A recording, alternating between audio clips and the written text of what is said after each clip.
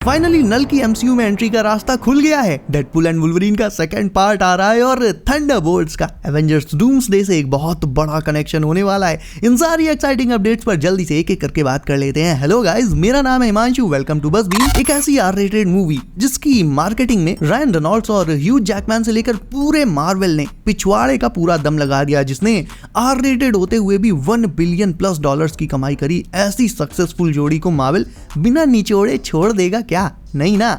So Deadpool and Wolverine part 2 पर एक बहुत हल्की लेकिन एक अपडेट आई जरूर है। Marvel insider my time to shine hello ने ये बताया है कि डेडपूल एंड वुल्वरीन का सेकंड पार्ट आएगा। एंड वो कब आएगा? तो वेल, इसका जवाब है सीक्रेट वॉर्स के बाद आएगा। यानी सीक्रेट वॉर्स में जो डिफरेंट यूनिवर्सेस के कोलैप्स और वापस से रिस्टोर होने वाला जो रायता फैलेगा, उसे डीपी एंड वुल्वी अपने सेकंड पार्ट में साफ करेंगे। वैसे तो ज्यादातर प्रॉब्लम्स सीक्रेट वॉर्स के एंड में ही सॉल्व हो जाएंगी, सब कुछ सही हो जाएगा। बट तुम भी जानते हो कि बड़ी बड़ी मूवीज के एंड में सब कुछ सही होने के बाद भी छोटी मोटी प्रॉब्लम्स रह ही जाती हैं, जिन्हें फिर आगे इंडिविजुअल हीरोज की सोलो मूवीज में दिखाया जाता है। सो डेडपूल एंड वुल्वरीन का सेकंड पार्ट सीक्रेट वॉर्स के बाद रिलीज हो सकता है और इस पर मेरी नजर बिल्कुल दिन रात बनी हुई है। जैसे ही कोई भी अपडेट इस पर आती है मैं तुरंत तुम्हें बता दूंगा सबसे पहले।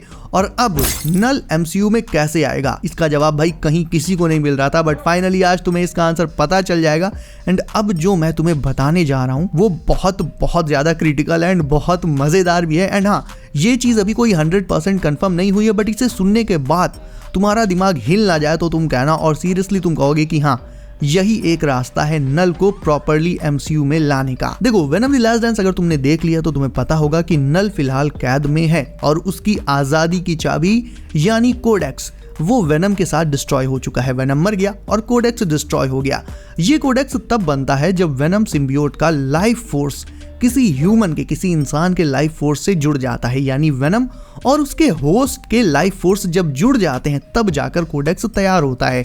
और लाइफ फोर्सेस तब जुड़ते हैं जब वेनम किसी मरते हुए इंसान के साथ बॉन्ड करके उसकी जान बचा लेता है, उसे जिंदा कर देता है। तब जाकर उस होस्ट के और वेनम के दोनों के लाइफ फोर्सेस जुड़ जाते हैं और कोडेक्स फॉर्म हो जाता है।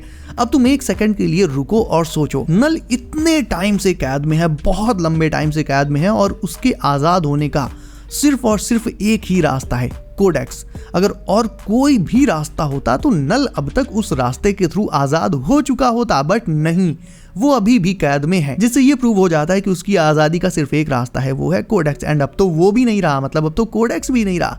तो फाइनली अब नल के आजाद होने की चाबी किसके पास है? वेल, वो है हमारे टॉम हॉलैंड के पीटर पार्कर और एमसीयू के बार में छूटे इस वेनम के पीस के पास। देखो, ध्यान से सुनना, ऐसा सुनने में आया है कि स्पाइडरमैन 4 में टॉम हॉलैंड का पीटर मारा जा सकता है, but wait for it, permanently नहीं मरेगा, सिर्फ कुछ मोमेंट्स के लिए, कुछ सेकंड्स के लिए एकदम मरने वाला ही होगा।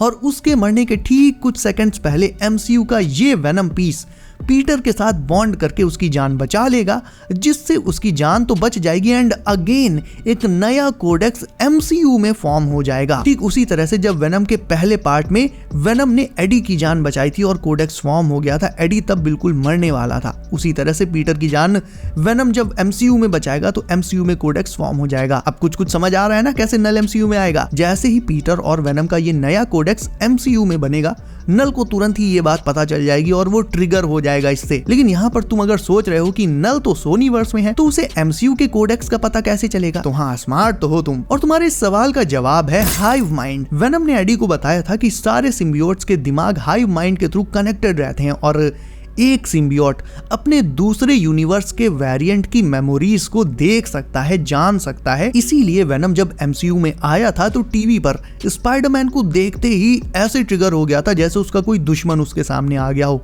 बल्कि खुद सोचो, पहले तो वो कभी पीटर से ना मिला, ना उसे देखा, इवन उसका नाम भी नहीं सुना होगा। तो फिर वेनम ने ऐसे क्यों रिएक्ट किया था स्पाइडरमैन को टीवी पर देखकर?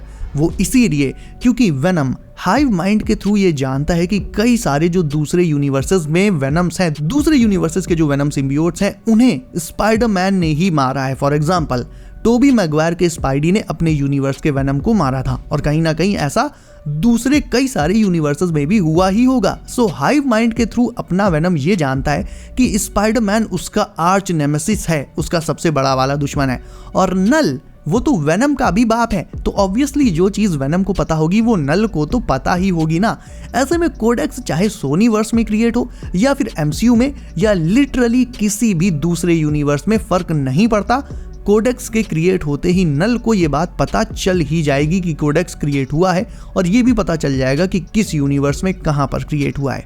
तो जैसे ही वेनम पीटर के साथ बॉन्ड करके उसकी जान बचाएगा, वहां कोडेक्स क्रिएट होगा एंड नल को ये पता चल जाएगा। लेकिन ये जो नल को पता चलने वाला सीन है ना, ये मोस्ट प्रोबेबली हमें मूवी में ना दिखाकर स्पाइडरमैन 4 के पोस्ट क्रेडिट सीन में दिखाया जा सकता है, क्योंकि स्पाइडरमैन 4 के बाद पीटर को सीक्रेट वॉर्स के बैटल में जाना है, डूम से निपटना है, और इतनी जल्दी नल खुद भी एमसीयू में नहीं आ जाएगा ना। पहले जीनोफेजेस को भेजेगा, कोडेक्स हासिल करना, फिर आजाद होना, एक्सेट्रा एक्सेट्रा। तो मतलब थोड़ा लंबा प्रोसेस है, बिल्कुल एक सरकारी काम की तरह। और उस टाइम तो भाई मल्टीवर्स की और अपने मेन यूनिवर्स यानी 616 की क्या हालत होगी ये भी कुछ नहीं पता। तो हाँ, कोडेक्स बनेगा भी और नल आएगा भी, but Spiderman 4 and secret Wars के बाद यानी स्पाइडरमैन 5 में, स्पाइडरमैन 4 में केवल इसका सेटअप किया जाएगा। तो ये सारी चीजें परफेक्ट सेंस बनाती हैं, क्योंकि वेनम जब पीटर से बॉन्ड करेगा तो कोडेक्स बनेगा ही बनेगा, जिससे नल के एमसीयू में आने का रास्ता एकदम साफ हो जाएगा। और देखा जाए तो सोनीवर्स में उसका कोई काम बचा भी नहीं है, क्योंकि सोनीवर्स में ऑल्दो हम जानते हैं कि वेनम अभी भी जिंदा हो सकता है, बहुत ज्यादा चांसेस हैं, लेकिन देखा जाए तो सोनी जिस तरह से चीजों को बर्बाद करता है, तो नल जैसे कैरेक्टर के साथ, एक मेजर सुपर विलन के साथ असली जस्टिस केवल मार्वल ही कर सकता है। ऐसे में नल का मार्वल में आना तो बनता ही बनता है। डेफिनेटली मार्वल की इस पर नजरें होंगी इस कैरेक्टर पर। तो जैसे उसने स्पाइडरमैन को लेकर सोनी के साथ डील करी हुई है, वेनम को लेकर और नल को लेकर भी वो कर सकता है, डेफिनेटली कर सकता है। तो नल के एमसीयू में आने का रास्ता तो साफ होगा ही होगा, और देखा जाए तो इससे और भी कई सारी चीजें होंगी, जैसे कि पीटर को उसका ब्लैक सूट भी मिल जाएगा with a lot of power boost. तो ये चीज कॉमिक एक्यूरेट भी रहेगी, क्योंकि कॉमिक्स में भी पीटर को उसका black symbiote suit secret Wars के इवेंट्स के ठीक पहले मिला था। तो हाँ, कॉमिक एक्यूरेसी तो भाई इससे डेफिनेटली कवर हो ही जाएगी। और अब आज की फाइनल अपडेट ये है कि तुम्हें एवेंजर्स डूम्सडे का पूरा मजा लेना है बिना कोई कड़ी, बिना कोई डिटेल मिस किए, तो फिर तुम्हें नेक्स्ट ईयर वाली brave new world and Thunderbolts दोनों की दोनों जरूर से देखनी पड़ेंगी, एंड बहुत ध्यान से देखनी पड़ेंगी भैया, क्योंकि अल्टीमेटली थंडरबोल्ट्स की टीम भी डूम्सडे मूवी में होने वाली है। हालांकि तब तक इनका टाइटल चेंज होकर डार्क एवेंजर्स हो जाएगा, एंड हो सकता है इनकी पूरी टीम भी तब तक डूम्सडे में ना रहे, एक आधे हो सकता है थंडरबोल्ट्स मूवी में ही टपक जाए, but still they will be in doomsday, and इनका जो लीडर होगा वो ऑब्वियसली बकी ही होने वाला है।